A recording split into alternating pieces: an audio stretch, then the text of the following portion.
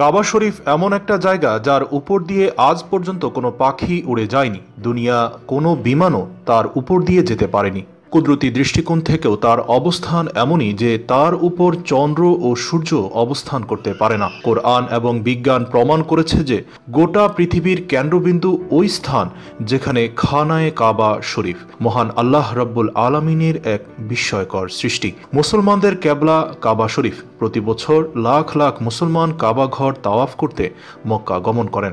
পৃথিবীতে সর্বপ্রথম মহান আল্লাহ তাআলার নির্দেশে ফেরেশতারা কাবা ঘর নির্মাণ করেন। কাবা ঘরকে উল্লেখ করে মহান আল্লাহ তাআলা পবিত্র কোরআনের সূরা আল ইমরানের ৯৬ নম্বর আয়াতে বলেছেন, নিশ্চয়ই সর্বপ্রথম ঘর যা মানুষের ইবাদত রূপে নিরূপিত হয়েছে তা ওই ঘর যা মক্কাতে অবস্থিত।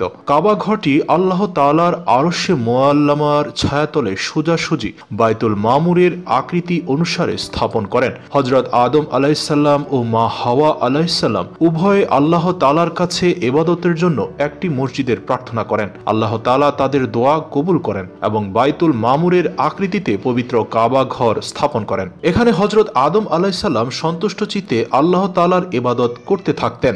এর অনেক তাফসীরবিদের মতে মানব সৃষ্টিরও বহু আগে মহান আল্লাহ তাআলা কাবা ঘর সৃষ্টি করেন। তাফসীরবিদ মুজাহিদ বলেন, আল্লাহ রাব্বুল আলামিন বাইতুল্লাহর স্থানকে সমগ্র ভূপৃষ্ঠ থেকে ২০০০ বছর আগে সৃষ্টি করেন। মুসলিম শরীফের একটি হাদিসে হযরত আবু যর গিফারি হতে বর্ণনা হয়েছে, রাসূলুল্লাহ সাল্লাল্লাহু আলাইহি ওয়াসাল্লাম তার একটি প্রশ্নের উত্তরে বলেছিলেন, বিশ্বের সর্বপ্রথম মসজিদ হলো মসজিদে হারাম, এরপরের মসজিদ হলো মসজিদে আকসা। মসজিদে হারাম নির্মাণের ৪০ বছর পর মসজিদে আকসা নির্মিত হয়। হযরত আদম আলাইহিসসালাম কাবা ঘর আল্লাহর আদেশে পুনর্নির্মাণ করেন। এরপর বহুদিন অতিক্রম হলো, শত শত বছর অতিবাহিত হলো। আল্লাহর বান্দারা কাবা ঘর জিয়ারত করত, আল্লাহর কাছে হাজিরা দিত।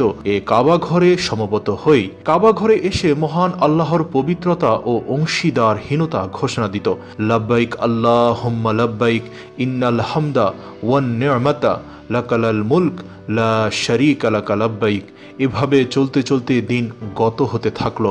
এরপর হযরত শীশ আলাইহিসসালাম কাবা ঘর পুনর্নির্মাণ করেন। দিন দিন একাতুবাদের সংখ্যা বাড়তে থাকলো। এরপর কাবা শরীফ নির্মাণ বা পুনর্নির্মাণ করেন হযরতে ইব্রাহিম আলাইহিসসালাম। হযরত ইব্রাহিম আলাইহিসসালাম হযরত ইসমাইল আলাইহিসসালামকে সাথে নিয়ে কাবা ঘর নির্মাণ বা পুনর্নির্মাণ করেন। হযরত ইব্রাহিম আলাইহিসসালাম কাবা ঘর সংস্কার করে আল্লাহর দরবারে দোয়া করেন, হে আমার প্রতিপালক, আমাদের উভয়কে আজ্ঞাবহ করো, আমাদের বংশ থেকে একটি অনুগত দল সৃষ্টি করো, আমাদের হজের রীতিনীতি বলে দাও এবং আমাদের ক্ষমা করো, নিশ্চয়ই তুমি দয়ালু। হে প্রতিপালক, তাদের মধ্য থেকে তাদের কাছে একজন পয়গম্বর প্রেরণ করো।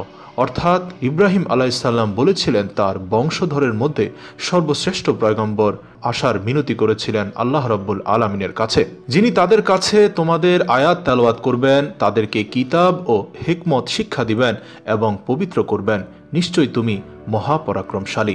আল্লাহ রাব্বুল ইজ্জত হযরত ইব্রাহিম আলাইহিসসালাম ও হযরত ইসমাইল আলাইহিসসালাম এর বংশ হতে হযরত মুহাম্মদ সাল্লাল্লাহু আলাইহি ওয়াসাল্লামকে শেষ নবী ও রাসূল হিসেবে পৃথিবীতে প্রেরণ করেন। এরপর কয়েকশো বছর গত হলো, পবিত্র কাবা ঘর সংস্কার করলো আমালিকা সম্প্রদায়। তারপর আরো শ বছর কিংবা হাজার হাজার বছর পরে কাবা ঘর সংস্কার করলো মক্কার জুরহা সম্প্রদায়। আরবের অর্থাৎ মক্কায় যে সকল গোষ্ঠী বা সম্প্রদায়ের প্রতিপত্তি ছিল তাদের দায়িত্ব থাকতো কাবা শরীফ রক্ষণাবেক্ষণের। এই দায়িত্ব পালনকে তারা সম্মানিত ও গর্বের মনে করত। শতাব্দীর পর শতাব্দী অতিবাহিত হলো, কাবা শরীফ ও কাবা ঘরকে সংস্কার করলেন মোজার সম্প্রদায়। মহানবী হযরত মুহাম্মদ সাল্লাল্লাহু আলাইহি সাল্লাম এর নবুয়াত প্রাপ্তির ৫ বছর আগে কাবা ঘর সংস্কার করে মক্কার বিখ্যাত কুরাইশ বংশ।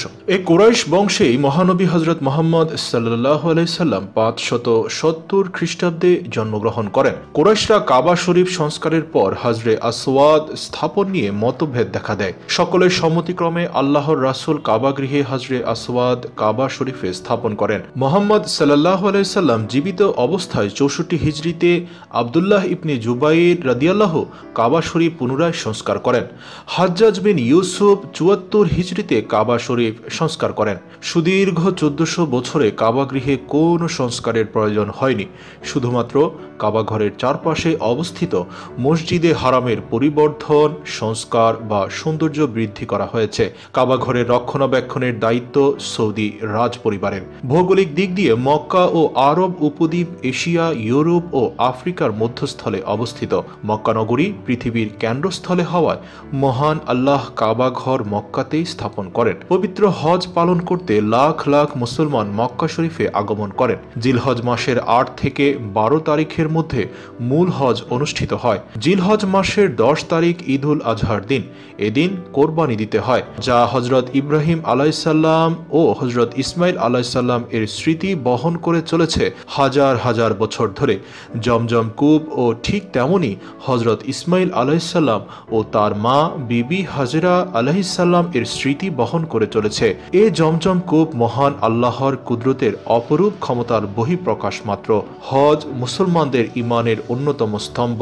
আরবের মক্কা নগরীর পবিত্র কাবা ঘর হেফাজতের মালিক মহান আল্লাহ নিজেই।